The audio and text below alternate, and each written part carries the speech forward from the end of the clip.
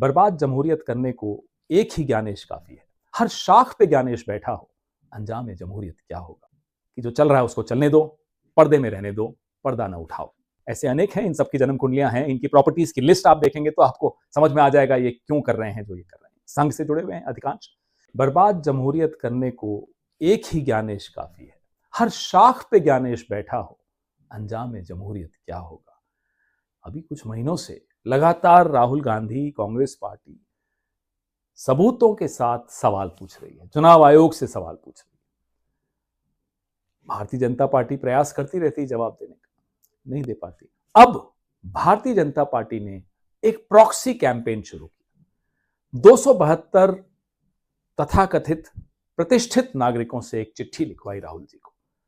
उस चिट्ठी में कोई तर्क नहीं मिलेगा, कोई तथ्य नहीं मिलेंगे, कोई जवाब नहीं मिलेंगे।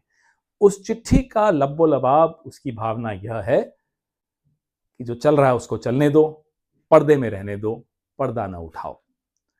आमतौर पे समाज क्या उम्मीद करता है, रिटायर्ड ब्यूरोक्रेट्स से, अफसरों से क्या उम्मीद करता है कि उनके अनुभव का लाभ समाज को मिलेगा, उनके प्रभाव का लाभ समाज को मिलेगा, वो थोड़ा दबाव डाल सकेंगे सरकारों पर, अपने अपने इलाकों में कुछ काम कर सकेंगे और लोकतंत्र को मजबूत करेंगे। लेकिन इन प्रतिष्ठित नागरिकों ने उल्टा ज्ञानेश कुमार को चिट्ठी लिखने की जगह राहुल गांधी को लिखी। ज्ञानेश कुमार से जवाब दिलवाइए ना। सवाल बहुत हैं, सबूत बहुत हैं, हरियाणा के सबूत हैं, महाराष्ट्र के सबूत हैं, कर्नाटका के सबूत हैं, बिहार के एसआईआर के सबूत हैं। नहीं, इनमें से कई लोग ऐसे हैं जो कुछ केसेस से बचना चाहते हैं। इनमें से कुछ लोग ऐसे हैं जो इस सरकार से कुछ रेवड़ियां लेना चाहते हैं। एक महानुभव तो ऐसे हैं जो 3 करोड़ के साथ इनकम टैक्स की रेड में पकड़े गए थे। ऐसे अनेक हैं, इन सबकी जन्म कुंडलियां हैं, इनकी प्रॉपर्टीज की लिस्ट आप देखेंगे तो आपको समझ में आ जाएगा ये क्यों कर रहे हैं जो ये कर रहे हैं। संघ से जुड़े हुए हैं अधिकांश। एक लक्ष्मीपुरी जी, जिनके पति पेट्रोलियम मिनिस्टर है, हरदीप पुरी साहब। अरे साहब, आपने राहुल जी को चिट्ठी लिखी, अच्छा किया, बहुत अच्छा किया। उनको चुप रहने का आदेश दिया, चलिए करिए। आप घर पे अपने पति से तो बोल देती कि पेट्रोल के दाम कम करिए, कि अमेरिका के आगे मत डरिए, झुकिए। आप लोग इतने ही प्रतिष्ठित हैं तो जरा प्रतिष्ठा का परिचय देते। पूछते गृह मंत्री से कि लाल किले पे विस्फोट क्यों हुआ, कि फरीदाबाद में 2900 किलो विस्फोटक कैसे पहुंचे, कि श्रीनगर के थाने में जो विस्फोटक रखे हुए थे अचानक फट कैसे गए, पहलगाम में आतंकी कैसे घुसे। पूछते, प्रधानमंत्री से पूछते, अपनी प्रतिष्ठा का परिचय देते कि साहब पेपर लीक कब बंद होंगे, किसानों की आय कब दुगनी होगी। ट्रंप के सामने आप मुंह क्यों नहीं खोल पाते, क्यों नहीं लाल आंख दिखा पाते चीन को। पूछते, यह आपका काम था।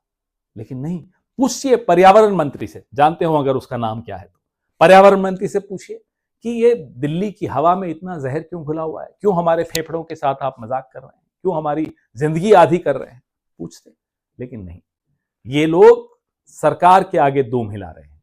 इनको सरकार से बचना है या सरकार से कुछ प्राप्त करना है।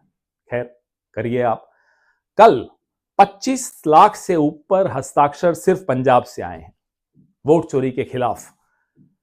परसों 1 करोड़ से ऊपर हस्ताक्षर तमिलनाडु से आए हैं वोट चोरी के खिलाफ। पूरे देश से 5 करोड़ से ऊपर हस्ताक्षर इकट्ठे हो चुके हैं। रामलीला मैदान में जब आवाज गूंजेगी वोट चोर गद्दी छोड़ की, ये 272 लोग भी सुनेंगे। इन 272 से प्रॉब्लम नहीं है। झुंड में आइए, आप हमला बोलिए हम सब पर, विपक्ष पर बोलिए। आप झुंड में इसके चलने की आदत होती है, स्वभाव होता है, वो आप जानते हैं। लेकिन आप हमें चुप नहीं करा पाएंगे। ये अभियान अब इतना आगे बढ़ चुका है, हर घर हर मोहल्ले में पहुंच चुका है कि या तो अब चुनाव आयोग की सफाई होगी या बीजेपी और उसके पूरे इकोसिस्टम का सफाया होगा। लोकतंत्र पर्दे के पीछे नहीं रहना चाहिए, लोकतंत्र अंधेरे में नहीं रहना चाहिए। लोकतंत्र को खुली रोशनी चाहिए, हवा चाहिए, सवाल चाहिए, तभी लोकतंत्र जिंदा रहता है। जय हिंद, जय संविधान।